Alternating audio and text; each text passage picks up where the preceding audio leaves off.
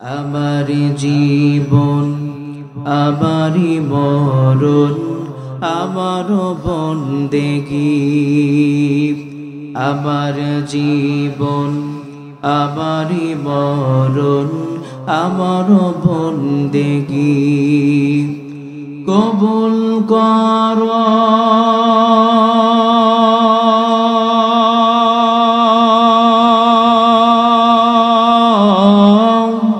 কবুল কর ইয়া ইলাহি আমার বন্দেগী, আমার জীবন আমারি মরণ আমার বন্দেগী। নবী পাক সাল্লাল্লাহু আলাইহি সাল্লাম সাহাবীদেরকে ডাক দিয়ে বললেন, ও আমার সাহাবীরা শোনো। সব সাহাবীরা যখন সামনে চলে আসলেন, আবার নবীজি ডাক দিয়ে বললেন, ও আমার সাহাবীরা শোনো, আল্লাহ তাআলা আমাকে জানাই দিয়েছেন অসংখ্য পৃথিবীর ভিতরে মানুষ আছে। এই অসংখ্য মানুষদের মধ্য থেকে অল্প কিছু মানুষ হলো আল্লাহ তাআলার আহালভুক্ত, আল্লাহ তাআলার পরিবারভুক্ত। নবী পাক সাল্লাল্লাহু আলাইহি সাল্লাম যখন এই কথা প্রশ্ন করলেন, যখন এই কথা সাহাবীদের মাঝে বললেন, সাহাবীরা প্রশ্ন করে বললেন, ইয়া রাসূলুল্লাহি ইয়া হাবিবাল্লাহ, কারা সেই সমস্ত মানুষ যারা আল্লাহর আহালভুক্ত, আল্লাহর পরিবারভুক্ত?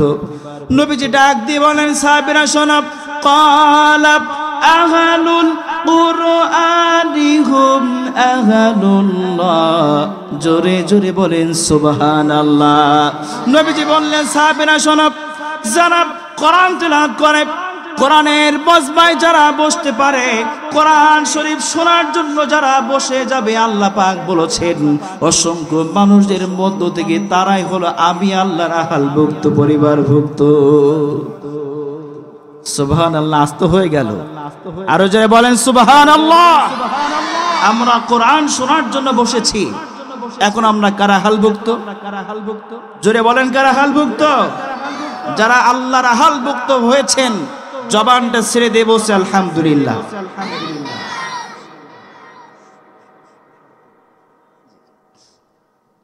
তাহলে কোরআন শুনলে কারা হালভুক্ত হতে হবে? সবাই বলেন কারা হালভুক্ত হতে হবে? আল্লাহর হালভুক্ত। এবার আসেন, এই কোরআন যার প্রতি আল্লাহ পাক নাজিল করেছেন, সে নবীর স্থানে আমরা দরদ ভরা কণ্ঠে দরুদ ও সালাম পাঠ করছি। যে নবীকে আল্লাহ পাক আপনার আমার জন্য সিরাজাম মুনিরা হিসেবে পৃথিবীর বুকে প্রেরণ করেছেন, সেই নবীর স্থানে দরদ ভরা কণ্ঠে দরুদ ও সালাম পাঠ করে সকলে বলছি সাল্লাল্লাহু আলাইহি ওয়াসাল্লাম। সম্মানিত উপস্থিতি, আমি আপনাদের সামনে পবিত্র কোরআনুল কারীম থেকে একটি আয়াতে কারিমা তেলাওয়াত করেছি। আল্লাহ তাআলা এই সূরা বানী ইসরাইল, এই সূরার 14 নম্বর আয়াতে কারিমা তেলাওয়াত করেছি। এর সমন্বয়ে কিছু আয়াত, কিছু হাদিস দিয়ে আমরা আলোচনা শুনে আমল করার তৌফিক যেন আল্লাহ পাক আমাদের সবাইকে দান করেন। সকলে উচ্চ স্বরে বলছি আল্লাহুম্মা আমিন। আল্লাহ তাআলা বলেন, ইকরা কিতাবাকা কাফা বিনাফসিকাল ইয়াওমা আলাইকা হাসিবা। আল্লাহ তাআলা বলেছেন, পৃথিবীর মানুষ শোনো, কিয়ামতের ময়দানে তোমাদের সামনে একটি আমলনামা দেওয়া হবে। পৃথিবীতে তোমাকে 60টি বছর সময় দেওয়া হয়েছে, 50টি বছর সময় দেওয়া হয়েছে। বান্দা, এই সময়ের ভিতরে তুমি কি আমল করেছো, সেই আমলনামা তোমাকে কিয়ামতের ময়দানে দেওয়া হবে। এই আমলনামা যখন বান্দা পাবে, আল্লাহ তাআলা বলবে, ইকরা কিতাবাকা কাফা বিনাফসিকা ইয়াওমা আলাইকা হাসিবা। আল্লাহ তাআলা বলবেন, বান্দা আজকে এই কিতাব তুমি পাঠ করো, এই কিতাবের হিসাব দেওয়ার জন্য বান্দা আজকে তুমি নিজেই যথেষ্ট। জোরে বলুন আল্লাহু আকবার। কিয়ামতের ময়দানে আল্লাহ তাআলা আপনার সামনে কিতাব দিবে। এই কিতাবে আপনি 50 বছর পৃথিবীতে হায়াত পেয়েছেন, এই 50 বছর হায়াতের ভিতরে কি কি আমল করেছেন, সে আমলগুলো আল্লাহ তাআলা ওর ভিতরে সব কিছু কোড করে রেখেছেন। সেই দিন আপনি আমি অস্বীকার করতে পারবো? সবাই বলেন পারবেন? পারবেন না। এই জন্য যত সময় পৃথিবীতে আপনি আসেন, আপনাকে আমাকে আমল করতে হবে। সে আমল যদি আপনি করতে পারি, নেক আমল যদি করতে পারি, এই আমল কিয়ামতের ময়দানে আল্লাহ তাআলার সামনে আপনি বলতে পারবেন, হ্যাঁ আল্লাহ, হলদা, হাবিজিয়া, মাদ্রাসার যে মাহফিলটা হয়েছিল ওইখানে আমরা সবাই উপস্থিত হয়েছিলাম।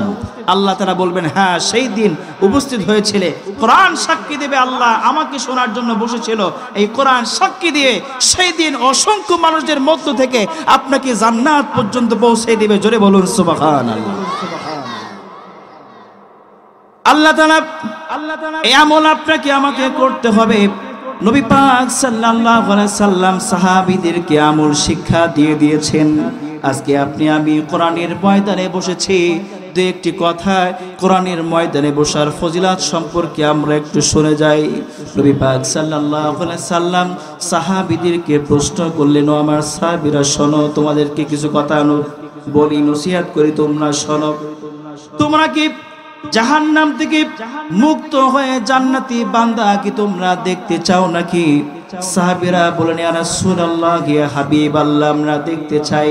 নবীজি সাল্লাল্লাহু আলাইহি সাল্লাম বললেন, তাদের দিকে তোমরা তাকাও যারা সকাল হওয়ার সঙ্গে সঙ্গে পবিত্র কোরআনুল কারীম শিক্ষা করার জন্য, পবিত্র কোরআনুল কারীম শোনার জন্য, পবিত্র কোরআনুল কারীমের আইন মানার জন্য যারা সামনে অগ্রসর হয়, আল্লাহ তাআলা বলেছেন, হে রাসূল, আমি তাদের প্রতিটা কদমের বিনিময়ে 1000 বছরের নফল ইবাদত তার আমলনামার মধ্যে লিখে দিয়ে দেই।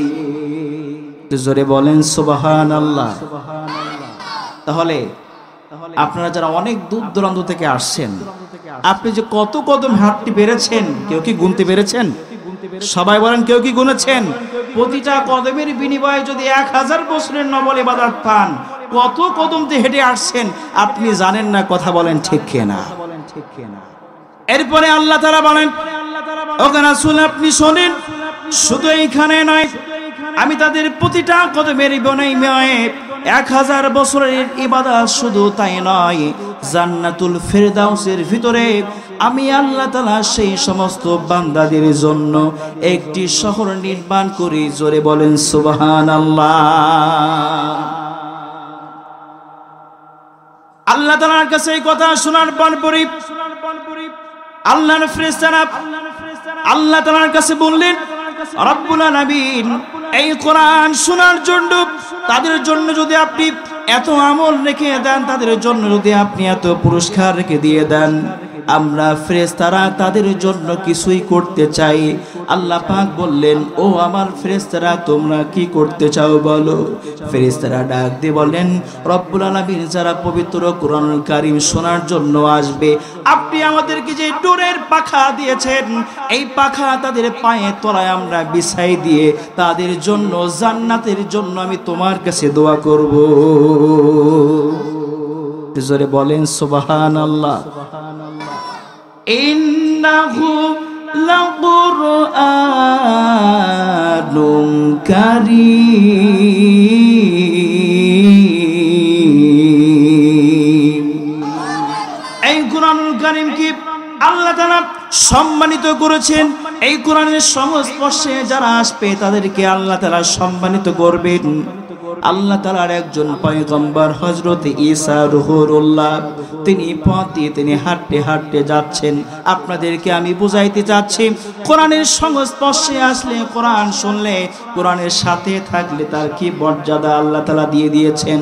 হযরত ঈসা রূহুল্লাহ তিনি পথ দিয়ে হাঁটতে হাঁটতে যাচ্ছেন, ডাইনে বামে অসংখ্য কবরস্থান তিনি দেখতে পেয়েছেন। হঠাৎ করে লক্ষ্য করে দেখি একটা কবরের মধ্য থেকে অসংখ্য আযাব, এত আযাব দেওয়া হচ্ছে, বান্দা চিৎকার করতেছে, যে আযাব আজও পর্যন্ত কোনো মানুষের কান শুনে নাই, কোনো চোখ দেখে নাই। অত্যন্ত আযাব হচ্ছে। আযাব দেখার পরে হযরত ঈসা রূহুল্লাহ পথটা শেষ করে তিনি চলে গেলেন। যাবার পরে 1 সপ্তাহ পরে ওই পথ দিয়ে আবার যখন তিনি আসতেছেন, তিনি লক্ষ্য করে দেখতে পাইলেন যেই কবরের মধ্য থেকে গত সপ্তাহে আমি ঈসা রূহুল্লাহ আযাবে গ্রেফতার হওয়া মানুষকে দেখতে পেয়েছি, আমি আজকে লক্ষ্য করে দেখতে পাচ্ছি ওই কবরের মধ্যে আল্লাহর জান্নাতি সুঘ্রাণ আমি পাইতেছি। হযরত ঈসা রূহুল্লাহ নামাজের পাটিতে বসে আল্লাহ তাআলার কাছে দুই হাত তুলে বলছে রব্বুল আলামিন কি এমন আমল ওই বান্দা করেছে যেই বান্দার এক সপ্তাহ পূর্বে আমি দেখতে পেয়েছি কবরের ভিতরে দাও দাও করে জাহান্নামের আগুন জ্বলতেছে, কবরের ভিতরে মানুষগুলো চিৎকার করতেছে। কি এমন আমল ওই বান্দা করেছে যার কারণে তুমি কবরের ভিতরে আযাবটাকে মাফ করে দিয়েছো, কবরটাকে তুমি জান্নাতের বাগান করে দিয়েছো। আল্লাহ তাআলা বললেন ইসারুল্লাহ রে, যদি তুমি জানতে চাও তাহলে শোনো আমি বলি, যেই বান্দার কবরের ভিতরে আযাব হচ্ছিল ওই বান্দা যখন দুনিয়া থেকে বিদায় নিয়ে চলে যাবে, যাওয়ার পূর্বে তার স্ত্রীর গর্ভে একটি সন্তান ছিল।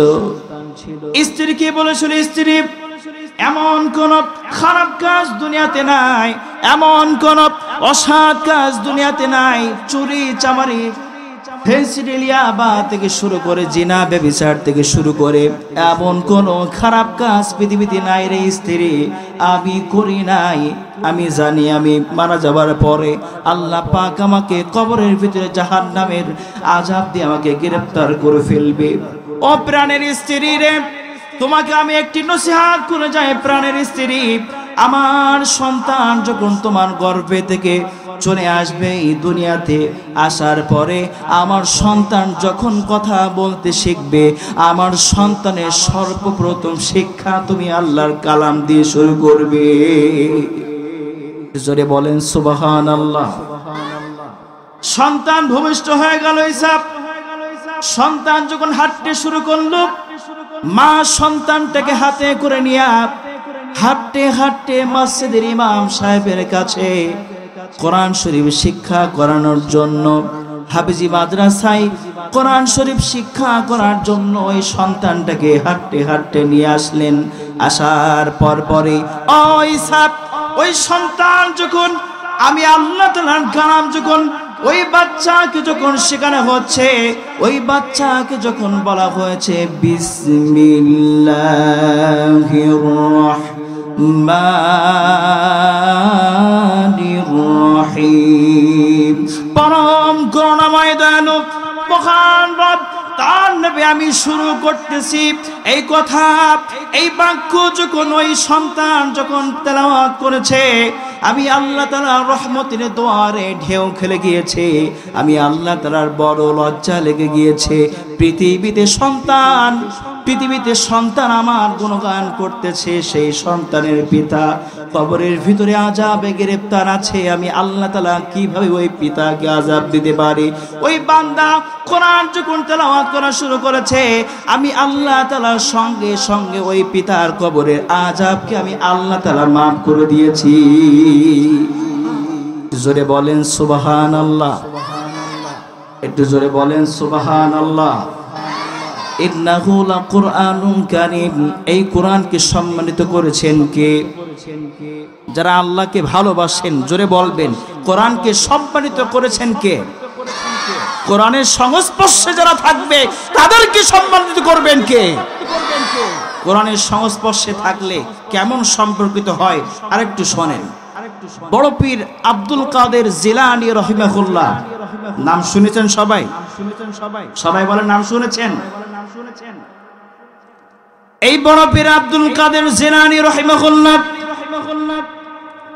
তার মায়ের বড় ইচ্ছা সন্তানটাকে পবিত্র কোরআনুল কারীমের হাফেজ বানাবে, পবিত্র কোরআনুল কারীমের তিনি খাদেম বানাবে।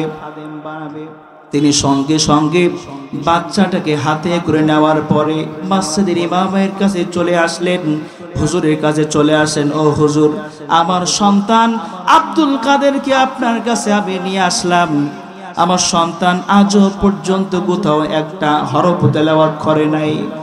আজকে আপনার কাছে প্রথমে আমি দিয়ে গেলাম, আমার সন্তান কোরআনের হাফেজ না হওয়া পর্যন্ত আমি মা আমার সন্তান আব্দুল কাদেরকে আমি নিয়ে যাব না।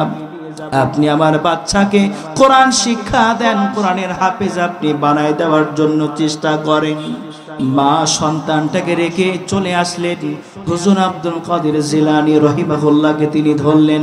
ধরার পরে আউযুবিল্লাহ এবং বিসমিল্লাহ থেকে শুরু করে সূরা ফাতিহা সুন্দরভাবে মাশক করে দিলেন। দেওয়ার পর এবার বলতেছে, ও বাচ্চারে আব্দুল কাদের জিলানী, তোমাকে যতটুকু আমি শিক্ষা দিয়েছি, যতটুকু তোমাকে আমি মাশক করে দিয়েছি, এই মুহূর্তে তুমি একটু বলার চেষ্টা করো তো।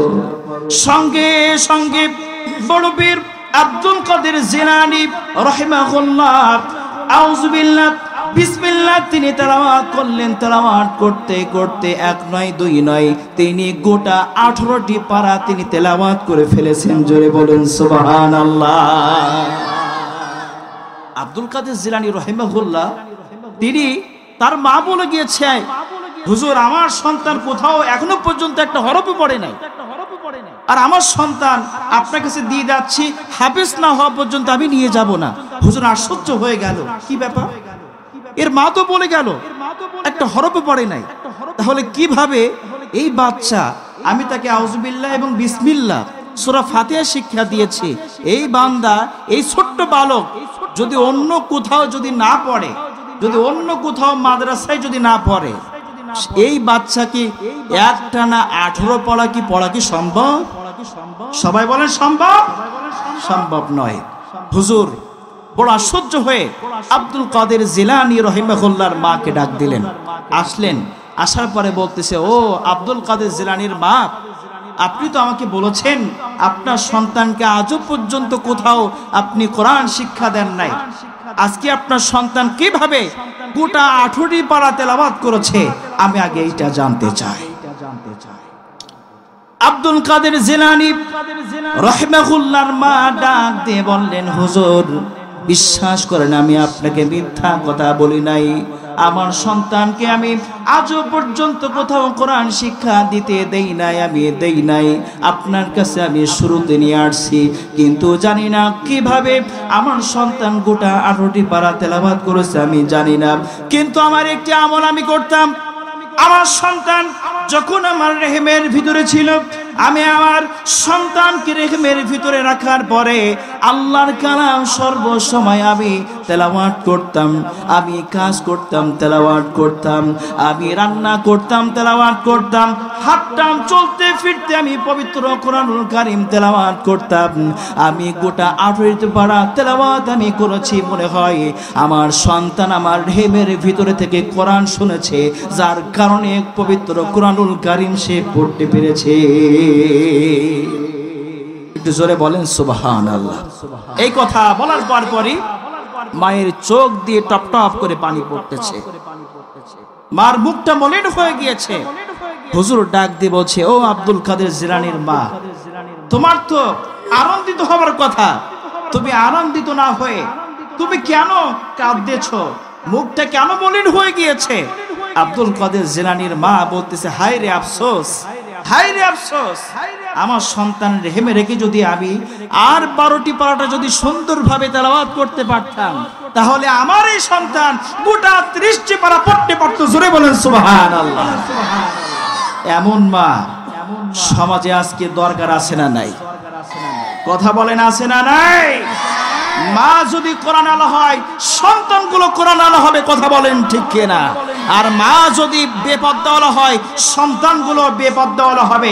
মা যদি পদ্মাশীল হয়, সন্তানগুলো পদ্মাশীল হবে। কথা বলেন ঠিক কিনা?